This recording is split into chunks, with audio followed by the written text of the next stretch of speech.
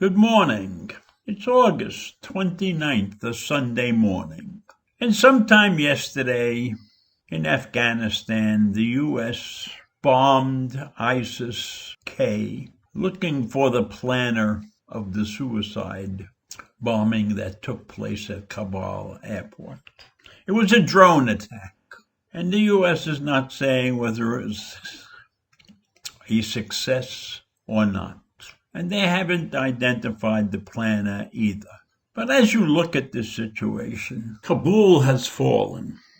Afghanistan is lost. And jihadism is not finished with us. One must recognize that the war in Afghanistan that lasted for 20 years was only a war in our eyes. In the eyes of the jihadists and the Islamic fanatics, it's only a battle because they are not fighting for Afghanistan or Iraq or Iran. They are fighting for Islam.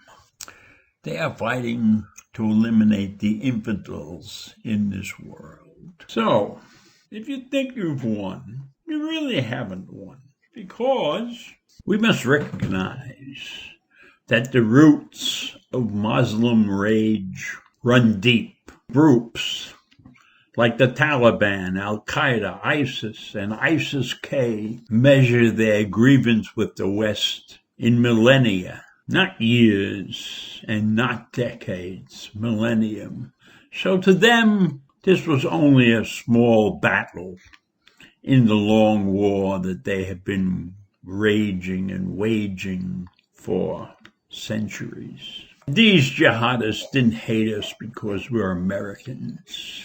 They hated us because, in their minds, we are allies of the Zionists, and therefore we are decadent and irreligious. And above all, I believe that they are upset that our culture has left their culture behind. They hate us because of their failure to keep up. Our successes embarrassed them. And we can blame that probably on their religion, on their belief in Allah. I believe it stifles their ability to move ahead with the rest of the world. Technology and a varied education is not one of their strong suits. So it's very difficult for them to keep up in the modern world.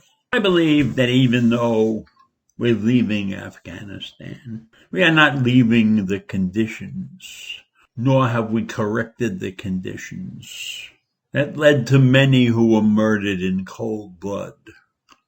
193 slaughtered on the Madrid commuter train in 2004, 165 murdered in Mumbai over a 4-day period in 2008. And then in London, 52 were slaughtered in 2005, and 89 concert goers mowed down in a theater. And let's not forget the 12 cartoonists at the Charlie Hebdo offices in Paris in 2015. So the fact that we leave Afghanistan is not making the world safer or quieter, because those that believe that we are infidels, and it's not only the Americans who are infidels, Europeans are infidels, and I'm sure that the Israelis are infidels too. And they're going to keep on planning to kill us. And so we will have to remain on our toes for the rest of our lives, because I don't see anything out there that is going to change the lives of the jihadists, of the fanatics. They are supported by countries like Iran, who want nothing better than to destroy Israel and probably destroy all the democracies in the world. So this is just a single battle that we have lost. And the war will rage on probably for centuries, because I don't see anyone out there or any way out there that you can possibly change the minds of these, what I will call religious fanatics. And so I don't want to say it's up to our children and our grandchildren to fix this, because I don't know that they can. Because the jihadists have children and grandchildren. And the teachings and the educational systems in those places are not looking for solidarity with the rest of the world. They have a cause that I don't understand. And I don't think there are many who can truly say that they understand the cause. And so I'm hoping that we can get everybody out of Afghanistan. And I'm hoping that it will be quiet in the world for a little while. And I'm hoping that people can get together and solve this problem. But I doubt it.